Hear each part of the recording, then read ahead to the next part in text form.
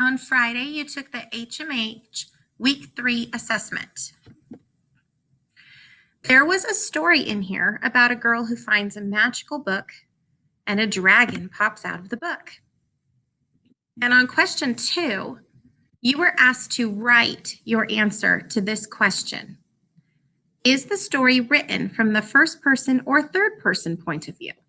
Use details from the story to support your answer. The reason I'm making this video is because most of you struggled with this question. You knew the correct answer, but you did not write a response in complete sentences that used details from the story to support your answer. So it says that you must use details from the story.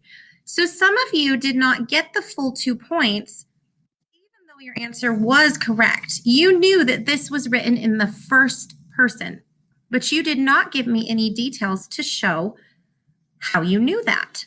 So I'm going to show you what your response should have looked like. This story is in the first person because it uses words like I, my, and we. But now I need to give an example. So I'm going to look through the book and I'm going to find a sentence that could be a good example. What's a sentence that uses one of these words? Oh, let's look at this one. Hello, I whispered. My voice cracked. So I might say, for example, the writer says, hello, I whispered. My voice cracked. She used the word I and the word my. So I know that this is written in the first person. So let's look at my entire answer. This story is in the first person because it uses words like I, my, and we. For example, the writer says, hello, I whispered. My voice cracked. She used the words I and the word my, so I know that this is written in the first person. I told you what my answer was. It's in the first person. I gave you an example, a sentence from the text, and then I explained how that example proves that it is the first person. I can also do one other thing.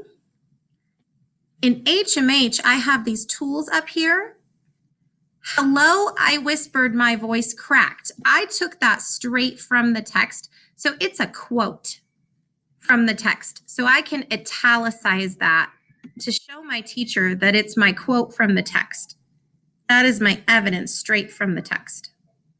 So this is how we write a response that is detailed, that gives an example from the text, gives an answer, and explains our thinking.